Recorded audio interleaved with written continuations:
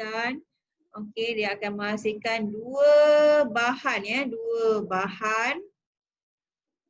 Okey, hasil akhir ni dia akan tinggalkan kalsium oksida, logam oksida, kalsium oksida, dan juga ada gas yang akan masuk melalui delivery tube ni dan terus masuk ke dalam air kapur.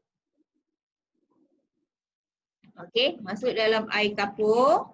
Okey, dalam air kapur ni dan air kapur akan jadi keruh. Okey, so kita tengok sini. Okey, ini persamaan perkataan bagi pemanasan kalsium karbonat. Kat bawah ni kita buat tanda macam ni. Anak panah maknanya pemanasan ataupun segitiga macam ni pun boleh. Okey, so untuk tulis, kita tulis balik.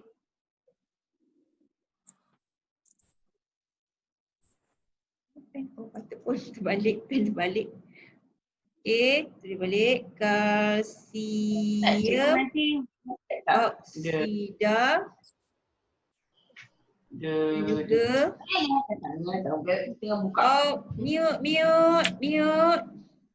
mute kalsium oksida dan karbon dioksida.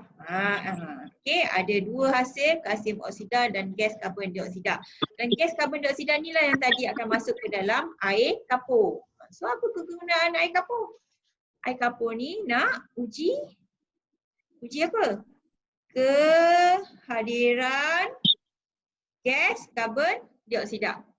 Okey, kalau ada gas karbon dioksida, apa akan jadi pada air kapur? Cuba tulis di bawah ni. Siapa-siapa boleh tulis di bawah ni. Okey. Guna pen, guna mouse. Cuba tulis di bawah ni. Okey. Apa kegunaan air kapur? Uji kehadiran karbon dioksida dan apa akan jadi pada air kapur? Apa pemerhatian kita pada air kapur? Cikgu ada sebut tadi.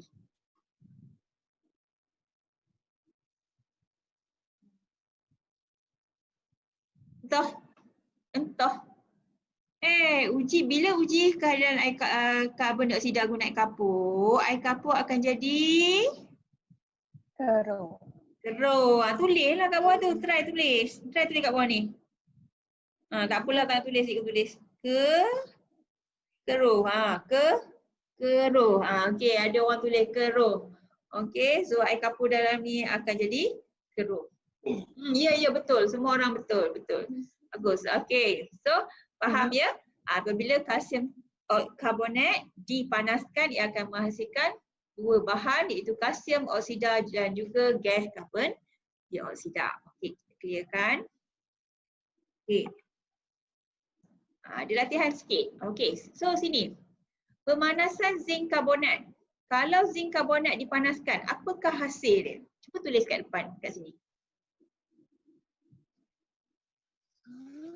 Cuba tulis. Jawapan? Jap. Jap, cepat. Masuk jalan. Tak mute. Tak boleh tulis je. Kejap.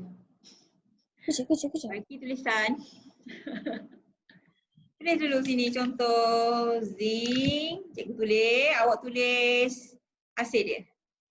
Zinc karbonat apabila dipanaskan, tengok api kat bawah ni.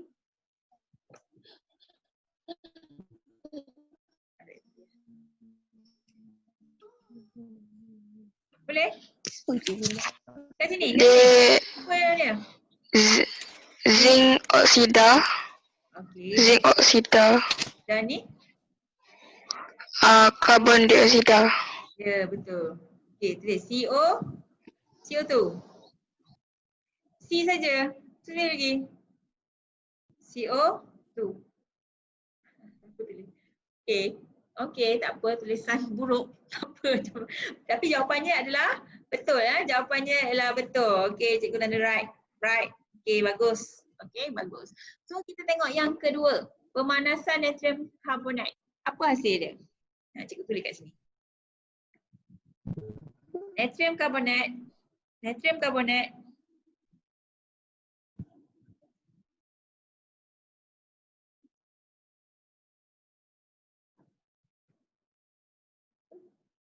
Ya, aku cuba. Tulis kat sini. Bawa sini.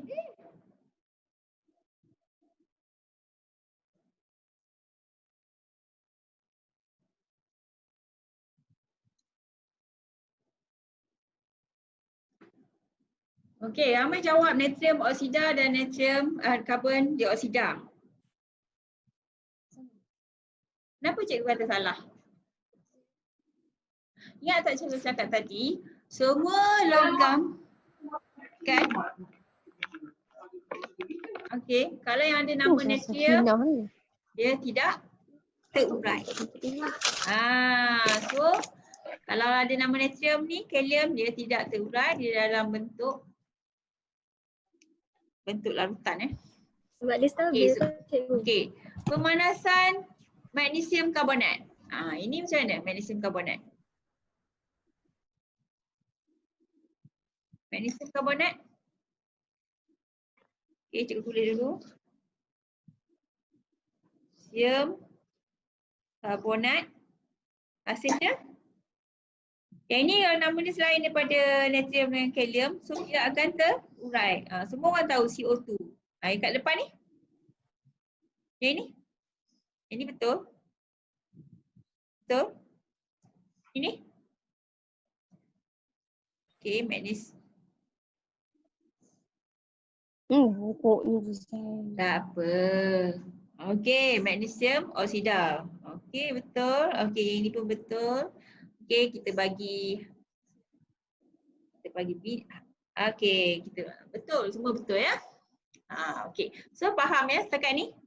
Okey, faham ya untuk karbonat. Okey, so kita teruskan lagi dengan kesan asid terhadap karbonat logam. Cikgu. Ya.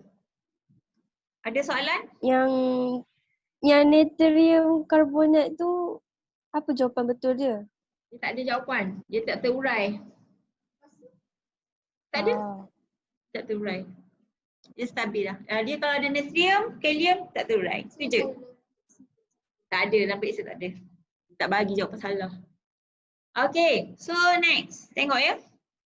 Tengok kesan asid terhadap karbonat logam. Okay. Ini eksperimennya lah. Okay. Kalau tadi kita ada api yang kita panaskan, tapi kali ni kita ada cuma tambah dengan asid. Okay, kita tambah dengan asid. So tengok ada kalsium karbonat, ada asid. Asid ni apa-apa asid, asid sulfurik boleh guna ataupun kadang-kadang kita guna asid hidroklorik ataupun satu lagi asid nitrik. Ini memang digunakanlah masa peringkat rendah asid sulfurik, asid hidroklorik, asid nitrik. Sama juga guna air kapur. Agak-agaknya kenapa? Sebab tengok ia menghasilkan gas. Apabila kalsium karbonat ni bertindak balas saja dengan asid, ia akan menghasilkan hasilkan satu larutan. Larutan garam. Larutan garam. Larutan garam dan sampingannya adalah gas. Gas ni akan masuk melalui delivery tube ni terus kepada air kapur. Okey, nampak tak gelembung gas ni? Okey, ada pembuatan gas yang berlaku sini. Blok ada gas pembuatan gas dan gas ini akan mengeruhkan air kapur. Gas yang mengeruhkan air kapur ialah karbon dioksida. Faham? Okey. So persamaan perkataannya ialah kalsium karbonat bertindak balas dengan asid sulfurik akan menghasilkan kalsium sulfat. Ini ialah garam. Lautan garam tadi. Garam namanya kalsium sulfat dan air ada larutan kat sini sebab cikgu kata larutan garam. Nampak tak? Larutan ni maksudnya ada air. Okey? Dan air dan ada satu lagi yang ialah gas karbon dioksida. So tidak balas antara logam karbonat logam dengan asid menghasilkan tiga hasil, iaitu kalsium, garam, air dan gas karbon dioksida.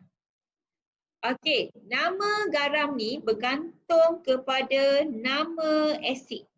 Kalau sulfuric, nama garamnya ialah sulfat. Okay. Kita clear sekejap supaya nampak. Okay. Kalau kita guna asid hidroklorik, nama garam tu yang di belakangnya, ini ada logam, nama logam tadi, contohnya logam kalsium, yang belakang akan jadi Klorida. ya, bagus, klorida. Okay, klorida. Okay, ejaan klorida. Klorida. Kalau asid tu asid nitrik, yang kat belakang dia akan jadi Logam nitrat. ya, bagus, logam nitrat. So bila gambung ni logam klorida, logam nitrat, so ini adalah garam. Kenapa nama larutan garam? Kenapa ada larutan? Sebab ada air. Dan ada satu lagi gas, karbon dioksida. Kena ingat. Okey, bila tidak balas dengan asid, ada 3 hasil. Faham setakat ni? Okey, so ingat kat sini. Seperti macam ni. Ini hasil dia. Mesti ada garam, mesti ada air dan gas karbon dioksida. Okey, dan garam ni bergantung kepada nama asid. Sulfurik jadi sulfat. Hidroklorik jadi klorida. Nitrik jadi nitrat. Okey. Okey, harap awak clear, faham semua. Kita pergi ke next. Okey. Nah, ini kita tengok tadi cikgu sebut hematik, kalsitrik, kuarza, bla bla bla bla bla Itu nama biasanya dia kat kilang Kat kilang kita tak panggil nama saintifik dia. Okey. So kita tengok ni. Okey, kalau namanya hematik. Hematik nama saintifik ialah ferrum 2 oksida. Ferrum ni adalah besi. Nama biasanya ialah besi. Okey, besi 2 oksida. So, unsur yang bergabung untuk membentuk hematik ialah ferrum dengan oksigen. Ataupun kalau kita panggil kadang-kadang orang sini panggil biji. Biji besi. Kan kita tahu biji besi, biji timah kan? So kalsitrik ni pula, yang ini ialah biji timah. Kalsitrik, biji timah ataupun nama kimia dia bagi timah ialah stannum. Nama Melayu dia timah, bukan Fatimah. Timah. Nama dalam bahasa Inggerisnya ialah tin. Okey, kalau timah orang nama bahasa Inggerisnya tin kan? Ini timah, tin So nama kimianya ialah stannum. So stannum 4 oksida, gabungan unsur stannum dan oksigen. Okey. Okey, kuarza. Kuarza, jam kuarza kata kan? Bukan jenama Kuarza tu adalah bahan di dalam jam kamu. Dia ada silikon dioksida. Kuarza ataupun quartz lah. Quartz bahasa Inggeris. Kuarza bahasa Melayu dia. Okey, silikon dioksida ni adalah pasir. Ni pasir. Pasir, apa-apa silikon dioksida. Silikon dioksida ni ialah bukan logam tapi dia paling banyak di muka bumi. Silikon dioksida paling banyak. Pasir kan banyak kat muka bumi. Okey, gabungannya adalah silikon dan juga oksigen. Okey, bauksit. Tadi cikgu cakap bauksit yang berwarna merah tu.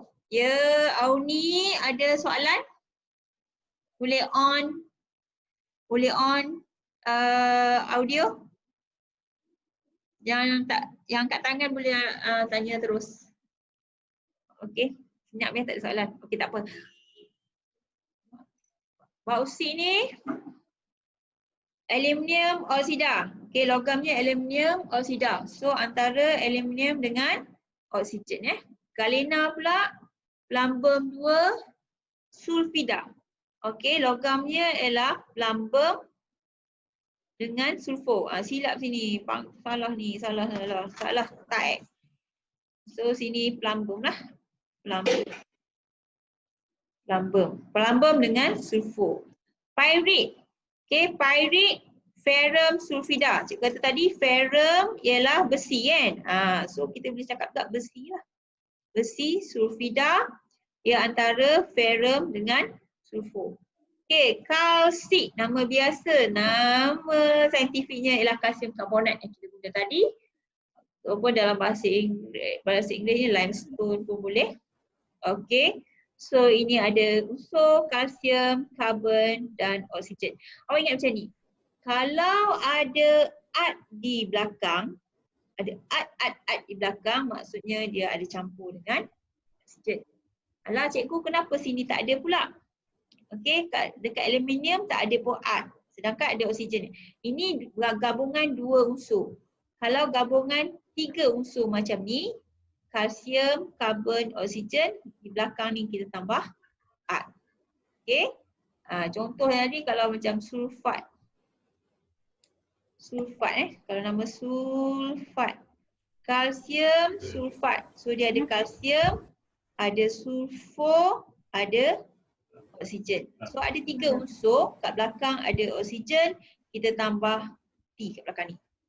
So itu untuk awak kenal. Kalau ada dua saja unsur, kita guna macam ni. Okey. So faham setakat ni? So kita habis bab subtopik yang pertama. Okey, subtopik yang pertama ada homework untuk kamu. Ini, cari maklumat tentang ciri mineral dan buat satu persembahan multimedia mengenai contoh mineral dan kegunaannya dalam kehidupan seharian. Sekurang-kurangnya kena ada 6 mineral. So awak boleh guna apa-apa platform media yang awak nak guna. PowerPoint boleh, buat kartun piston boleh, Powtoon boleh. Okey, kalau siapa yang nak belajar buat kartun komik boleh tanya cikgu lah. Nanti cikgu bagi tahu kemudian. Tapi ini adalah tugasan untuk kamu. Nanti cikgu bagi dalam grup WhatsApp . Okey, so kita nak masuk ke subtopik yang kedua. Okey, subtopik yang kedua, siri kereaktifan logam. Okey, siri kereaktifan logam ni. Okey, awak tengok ada dua gambar kat sini. Okey, satu ada P, flash cahaya kuat. Okey, kat sini awak tengok ada karat. Okey, dua-dua ini melibatkan logam yang reaktif. Okey, so ini adalah tindak balas logam magnesium dengan oksigen. Okey, bila magnesium dengan oksigen dia terbakar, dia akan menghasilkan satu nyalaan yang terang. Sakit tak mata awak tengok? Sakit kan mata? Saya pun sakit mata kat tengok macam ni. Tapi kalau real punya memang mata kita akan sakit sebab cahaya yang terhasil adalah blinding flame. Nama blinding. Blinding tu maksudnya buta. Blinding flame. Cahaya tu boleh macam nak buta, kita akan rasa macam nak buta. Okey, sebab tindak balasnya ada sangat cergas. Ini pula ialah pengaratan. Pengaratan melibatkan besi Okey, melibatkan besi. Besi ni berkarat secara perlahan. Lama-lama baru kita nampak besi tu berkarat. Maksudnya dia lambat bertindak balas. Okey, ini contohlah. Contoh dua jenis tindak balas. Okey, dua jenis tindak balas. Kedua-dua ni sebenarnya bertindak balas dengan gas oksigen. Okey, so kita tengok. So, siri kereaktifan ni dibina berdasarkan kereaktifan terhadap oksigen. Okey, logam yang lebih reaktif, ia akan bertindak balas dengan lebih cergas dengan oksigen. So, kalau awak tengok contoh tadi, okey, yang ada nyalaan tadi logam magnesium, yang berkarat tadi besi. So mana yang lebih cergas? Magnesium lah kan? Ferrum tak cergas lah, dia lambat berkarat. So magnesium lebih cergas. Maksudnya magnesium lebih reaktif. Macam tu. Okey, kita pergi yang basic dulu. Okey, bila logam ni dipanaskan dan dia bertindak balas dengan oksigen. Ataupun kita ada satu term kita sebut ia logam terbakar. Bila terbakar maksudnya dia tindak balas dengan oksigen, dia akan menghasilkan logam oksida. Ini persamaan perkataan dia. Logam tindak balas dengan oksigen menghasilkan logam oksida. Contohnya besi. Besi tu ferrum kan? Bertindak balas dengan oksigen menghasilkan besi oksida. Magnesium tindak balas dengan oksigen, jadi magnesium oksida. Kuprum tidak balas dengan oksigen. Tambah ni maksudnya tidak balas kuprum oksida. Tapi keadaan logam tadi mesti dalam keadaan panas. Okey. So, logam yang kita jumpa dalam muka bumi ni dalam bentuk mineral kan. Banyakkan logamnya dalam bentuk macam ni. Besi oksida, magnesium oksida, kuprum oksida. Okey. Kalau dekat lab kita boleh panaskan. Tapi macam mana dengan logam-logam ni di kerak bumi? Macam mana dia boleh dipanaskan? Okey. Sebab cikgu tak bagi niup kamu, cikgulah kena jawab. Tak apa. Okey. So sebab apa dalam kerak bumi, okey, kerak bumi, okey, bumi ni, kerak bumi ada banyak logam kan? Okey, kerak bumi ni panas. Dalam ni panas. Suhunya sangat tinggi. Panas. Bila panas, logam akan jadi panaslah. Okey, dan dalam kerak bumi ni ada udara di sekeliling dia. Udara ada oksigen. So bila logam tu panas saja, ada gas oksigen, dia akan terus bertindak balas, dia akan jadi logam oksida. Sebab itulah kita jumpa semua logam dalam kerak bumi ni dalam keadaan mineral. Logam oksida. Biji timah kan, kasih trik. Tin oksida. Okay, di mana tin tu dalam kerak bumi panas, kemudian dia akan bertindak balas dengan oksigen menjadi tin oksida atau timah oksida ataupun stannum oksida, benda yang sama. Nama biasanya apa kelas? Cikgu jawab juga, kasih trik. Okay. Okay, clear ya? Okay, so kita tengok lagi. Ini siri kereaktifan. So logam yang sangat reaktif akan menghasilkan nyalaan yang terang. Maksudnya kalau logam tu kurang reaktif, bila bertindak balas dengan oksigen, makin lama nyalaan dia akan malap. Sampailah ada yang logam tu dia tak menyala pun, dia hanya berbara sahaja. So ingat ya, semakin reaktif logam, semakin terang nyalaan. Okay, kereaktifan logam pula akan berkurang apabila menuruni siri kereaktifan. Okay, ini siri kereaktifan yang disusun. Okay, yang disusun bila menuruni. Macam mana cara menurun ni? So, kita tengok ni turun macam mana? Turun ke bawah macam ni. Turun ke bawah. So kita tengok sini kalium. Kalium paling atas. Maksudnya kalium ni paling reaktif. Natrium reaktif. Lithium reaktif, kalsium reaktif, magnesium reaktif. Semua reaktif. So bila tidak balas dengan oksigen saja terus jadi logam oksida. Okey. Biasanya inilah. Ini sangat reaktif 3 logam ke atas ni sangat reaktif. Okey, so magnesium. Biasanya dalam makmal kita guna magnesium lah. So magnesium yang paling reaktif kalau dalam makmal lah kita guna magnesium, aluminium, zinc sampai ke bawah. So tengok sini. Kat bawah sekali ada aurum. Aurum ini ialah Emas. Emas. So emas tidak reaktif. Okay, sebab tu orang pakai gelang emas ke apa, emas tu tak berkarat kan. Sebab dia tidak reaktif. Dia tidak balas pun dengan oksigen. Argentum ni apa argentum? Argentum ialah Silver. perak, ya silver. Okay. Ini susunan dia lah. Okay, susunan bagi siri kereaktifan. So kita tengok satu eksperimen dalam makmal. Okay, ni eksperimennya. Okay, menggunakan satu tabung didih. Dalam tabung didih ni kita masukkan potasium manganat ataupun bahasa Melayunya kalium manganat 7. Ya, kalium manganat 7. Di tengah ni ada kapas kaca. Glass wool adalah kapas kaca di tengah dan ni. Lepas tu ada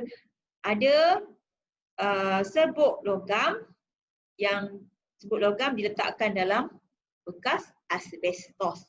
Okey. So nanti kita tengok satu-satu fungsi dia.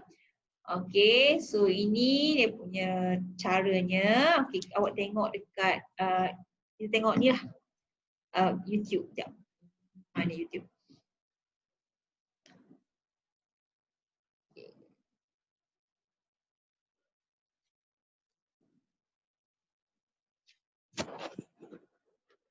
Tak ada. Masuk. Nampak Sekejap. Sekejap. Luar video ke? Tak ada video ya? Sekejap. Okey. Pause share.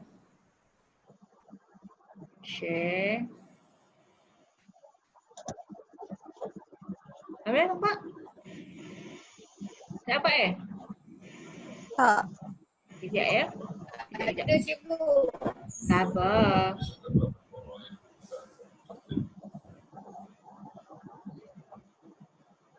Dah? Dah ada? Oh, ada. Okey. Ui. Ada. Oh, lagi 10 minit nak habis pula. Masukkan sedikit bulu kaca dalam tabung lidih.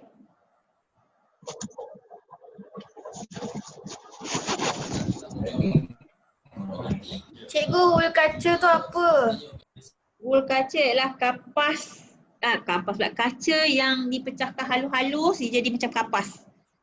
Dia macam kapas tapi dia adalah kaca Jadi kalau dia kena api dia tak terbakar. Kalau kapas biasa terbakar. Okey, panaskan sebut zinc dengan kuat. Sebut zinc tu sebut inilah. Okey, panaskan dulu sebab syaratnya mesti logam yang dipanaskan. Okey, kemudian panaskan sebut kalium manganat 7. Okay, nampak? Ada nampak macam gas keluar kan? Apa yang awak nampak? Nyalaan, bukan bom. Nyalaan. Okay, awak nampak nyalaan pada zinc tadi. Nampak api. Nampak api okey. Stop share.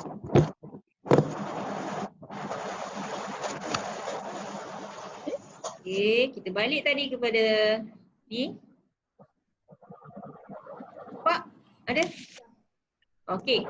So ini antara ni Lepas tu tengok keputusannya kat sini Keputusan tadi guna zinc kan terbakar dengan cerah. Kalau guna magnesium lagi terbakar dengan sangat cerah dan sangat cergas.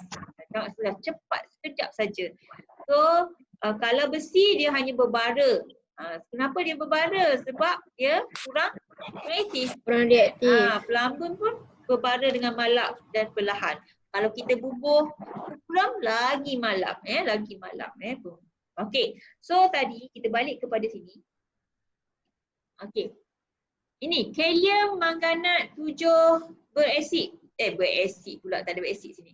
Okay, potasium ni dalam bahasa Inggeris. Bahasa Melayunya kalium manganat Hablokalium manganat ni fungsinya ialah untuk bekalkan gas oksigen. Dia akan bekalkan gas oksigen apabila dipanaskan. Bila kita panaskan ni dia akan keluarkan gas oksigen. Gas oksigen tadi akan melalui glass wool ni lalu di atas logam, sebut logam tadi. Sebut logam yang dah dipanaskan, betul tak? So ada gas oksigen kat sini. So gas oksigen kat sini akan bertindak balaslah dengan logam ni. So tu yang awak nampak dia nyala dengan terang. Okey, faham setakat ni? Okey, so kita tengok. Ini, okey. Kalium manganat ni bila kita panaskan dia akan hasilkan gas oksigen. Gas oksigen akan melalui kawasan ni, melalui glass wool, kemudian akan ke kawasan sini yang serbuk logam yang dipanas tadi akan bertindak balas dengan oksigen, dia akan jadi logam oksida. Okey. So tadi ada orang tanya, glass wool ni apa? So glass ni ialah kaca, wool kaca. Kaca yang dihaluskan menjadi kapas. Okey, bila kaca ni dia tidak mudah terbakar. So kalau guna kapas biasa ia akan terbakar. So dia boleh dan juga oksigen juga boleh melalui kapas ni. Okey, kenapa ada dua? Sebelah ni di tengah-tengah ni kita nak prevent, kita nak elakkan daripada kalium manganat ni tajam.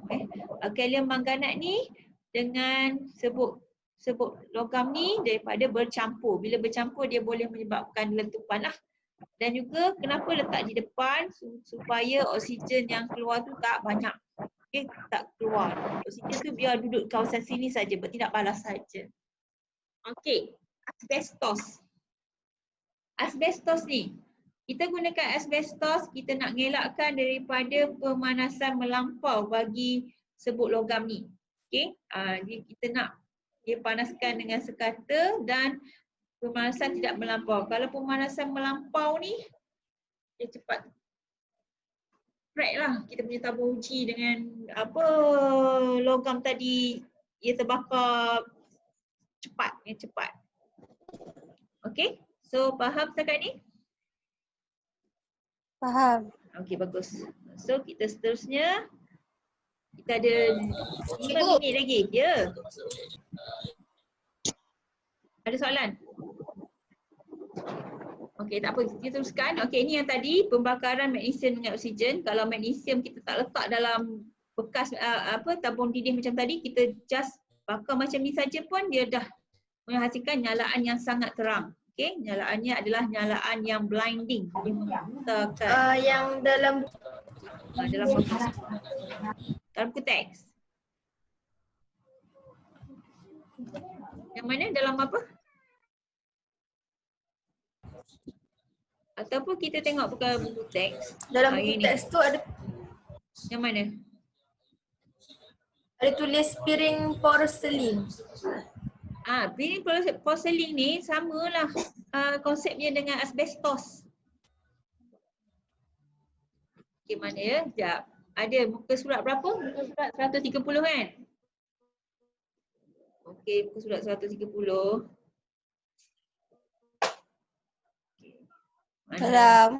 Dalam muka surat 130. Okey, awak boleh refer muka surat 130. Mana lambat pula mak cikgu punya ni. Okey, ini. Ni carbon. Ini okey, guna. Okey, dah tabung uji, mana dia guna? Piring porselin. Okey, piring porselin ni. Okey, piring porselin ni sama konsep dia kalau kita guna tas asbestos tadi. Okey. Samalah supaya mengelakkan daripada pemanasan melampau. Okey. So kita tengok balik ni. Okey, so ini okey. Kesimpulannya, kalau untuk susunan kereaktifan logam ni, kita susun tadi, cara susunannya logam yang paling cergas akan berada di atas sini lah. So kalau dalam makmal, kalau tengok dalam buku teks pun, kita gunakan beberapa saja logam. Okay, logam yang selamat digunakan iaitu kita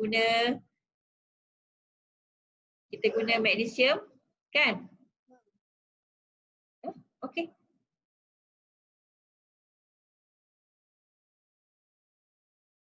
Ini dapat?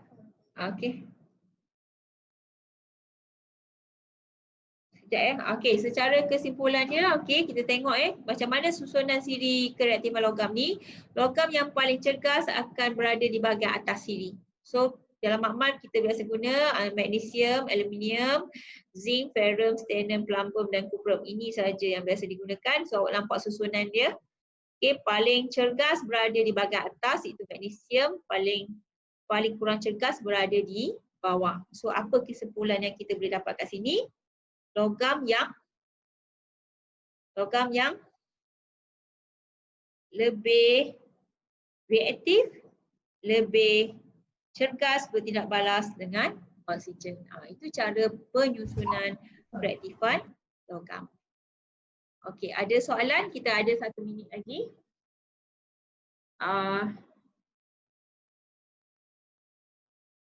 Okey. Ada soalan, pelajar?